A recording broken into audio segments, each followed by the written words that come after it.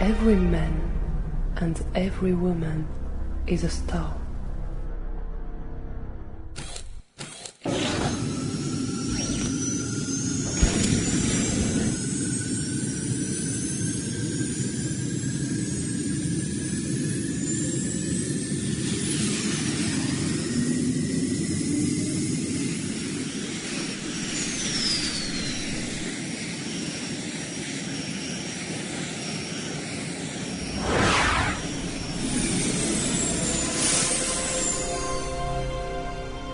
Every mountain, every drop in the ocean, every living creature is made from space dust. Hundreds of tons of space dust fall on planet Earth every day. When we look at the stars, we are looking at the material which we are all made of.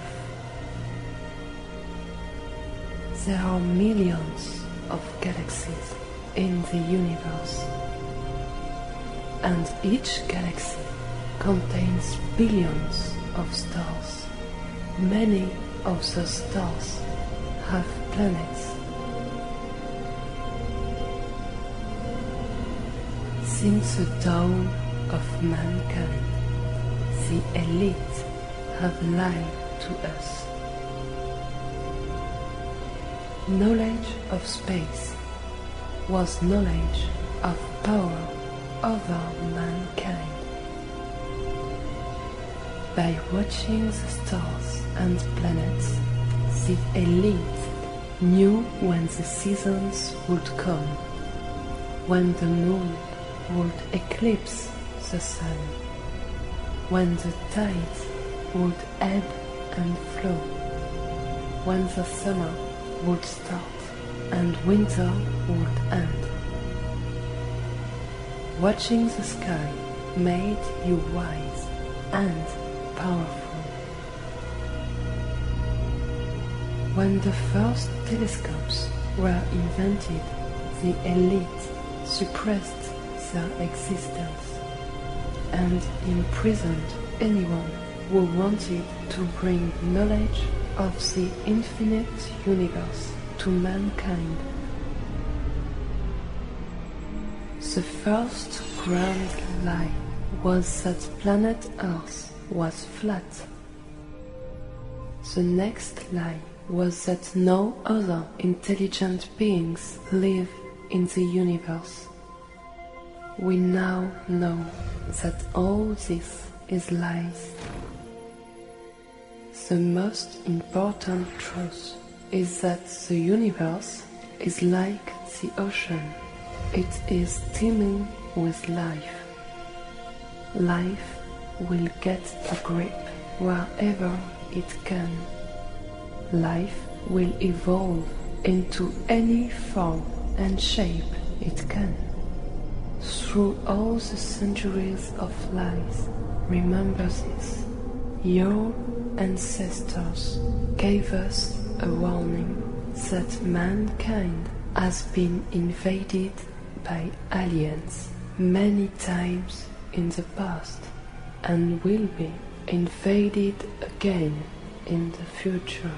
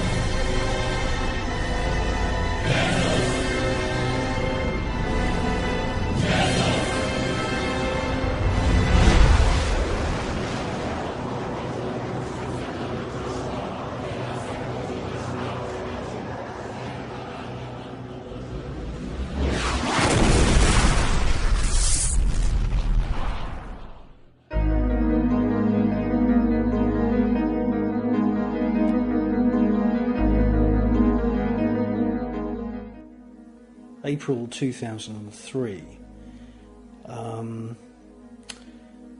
American troops go to the National Museum of Iraq in Baghdad, and they set explosives and they blast the doors of the museum off its hinges.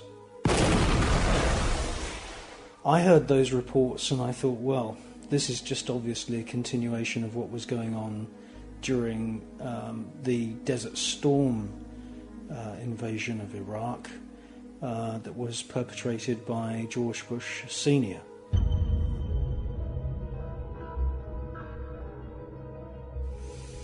And now we know that there's George Bush Jr. blowing the doors off of the National Museum. So what's taken? Well, surprise, surprise. Thousands of objects are taken, and they mostly come from the Assyrian, Babylonian and Sumerian kingdoms of ancient Iraq.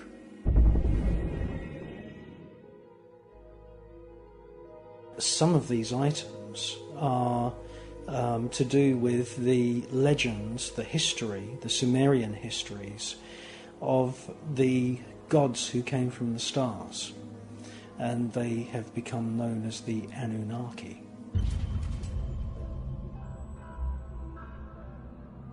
$2 billion a week is being spent by the American military forces, by George Bush Jr. And it's not just museums that are being looted. Archaeological sites have been bulldozed by American military forces.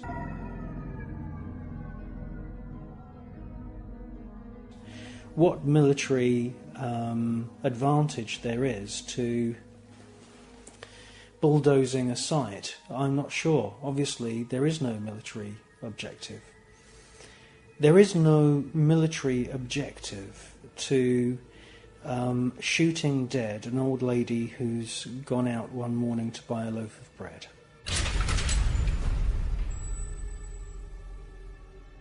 There's no military objective whatsoever in opening fire on a market full of people selling goats.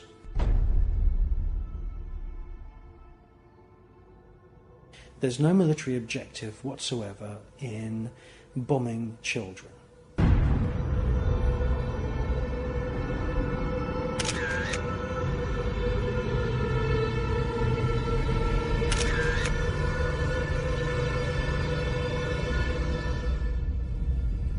Now, I wanted to make this film 8 years ago, and I've got lots of friends who write books about UFOs and extraterrestrials.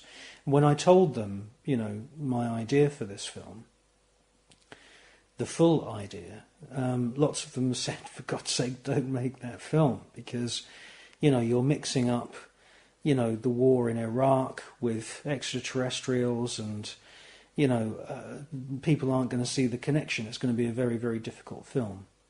So Secret Space Volume 1, which is what I made in 2005, should have been Volume 2, and this film should have been Volume 1. But basically my conviction of 8 years ago has become stronger and stronger as I've seen events unfold.